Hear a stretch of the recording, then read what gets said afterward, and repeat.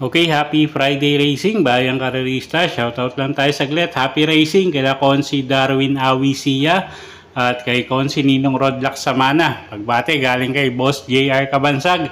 Happy racing din sa'yo, Boss JR. At happy racing din kila Boss Oyi, kay Sir Omeng, kay Tatay Puroy at kay Boss Jero. Happy racing sa inyo mga boss at happy racing din kay Boss Ronald Susim, kay Boss Boying Balmes at kay Boss Ever ng Caloocan.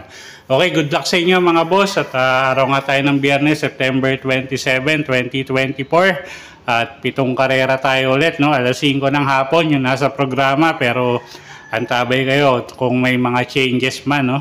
I-check nyo yung mga pwede sa Facebook or sa YouTube kung meron silang mga update kung mababago ulit yung oras ng karera.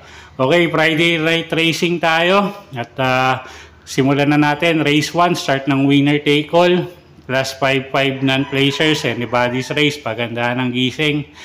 First choice natin dito, numero 2, Princess Serena, Berjomer Galieta, yung re-renta dyan. At pag nauna, tingin ko malaki panalo, distansya 1,200 meters. Second choice natin, yung kalahok numero 1 na si Heaven and Earth. Sasakay naman yan ni Ryan Base. At tingin ko pagka maganda tinakbo, malaki rin ang panalo niya, no? So kayo na lang bahalang magdagdag kung gusto nyo idagdag yung malalamadong numero 4. Okay, so sa race number 1, first choice natin, numero 2, Princess Serena. Second choice, kalahok numero 1, Heaven and Earth. Okay, race number 2 tayo. Start ng peak 6. Class 4, 22 to 27 bracket. Distansya, 1,200 meters. Okay, first choice natin dito. Kalahok numero 1, Batang Kangkalu. JD King Flores yung sasakay dyan at baka magkaroon ng early battle or lutsahan nga sa una, no? Yung numero 2 na si Winged Heart at yung numero 4 na si Money for Gabriel. So baka mapabor dun sa numero 1 kahit medyo maiksi yung distansya. Okay, so first choice natin yan, numero 1, Batang Kangkalu. Second choice natin yung kalahok numero 2 na si Winged Heart. Joel Shego naman yung re-renda yan, isang matulin na kabayo nga at pag nauna tingin ko malaki panalo. So second choice natin yan. Okay, so sa race 2, first choice numero 1, Batang Kangkalu. Second choice numero 2, Winged Heart. Okay, race number 3 tayo, start ng peak 5. Class 4, 28 to 33 bracket, distansya 1,200 meters. Magandang karera to, no? Halos yung numero 5 lang yung nakikita natin na pwedeng maging outsider dito. At halos lahat nga may panalo. First choice natin dito yung numero 3 na si Glamour Girl. Kelvin Abobo yung sasakay dyan. Gamay ng hinete at medyo tingin ko magang na yung laban. Alam naman natin sumasali sa mga stakes race dati to. So first choice natin yan, numero 3, Glamour Girl. Second choice natin, yung kalahok numero 1 na si Maybell. Sasakay naman ni JB Hernandez. At paigi na tong kabayong to, tingin ko, no? At siya nga yung second choice natin. So sa race number 3, first choice numero 3, Glamour Girl. Second choice numero 1, Maybell. Okay, race 4 tayo. Start ng peak 4, class 5, 11 to 15 bracket. Distansya, 1,400 meters. Okay, first choice natin, kalahok numero G's, Rainy Days. Si Elad Bincula yung sasakay dyan. At medyo mag-aangin laban niya ngayon at ilabas lang ng connection. Tingin ko malaki panalo, no? At siya nga yung first choice natin, numero G's, Rainy Days. Second choice natin yung kalahok numero 5 na si Fast Sailing. JMS Torque yung sasakay dyan, isang diremating kabayo. At tingin ko malaki rin panalo, no? At siya nga yung second choice natin. At third choice natin dito yung kalahok numero 6 na si Shining Thunder. Sasakay naman yan ni AB Serios. Okay, so sa race number 4, first choice nga, numero G's, Rainy Days. Second choice, kalahok numero 5, Fast Sailing. At third choice natin, numero 6, Shining Thunder. Okay, race 5 tayo. Class 4, 16 to 21 bracket. Distansya natin dito, 1,400 meters. Okay, first choice natin dito, yung kalahok numero 3 na si Bad Boy MJ.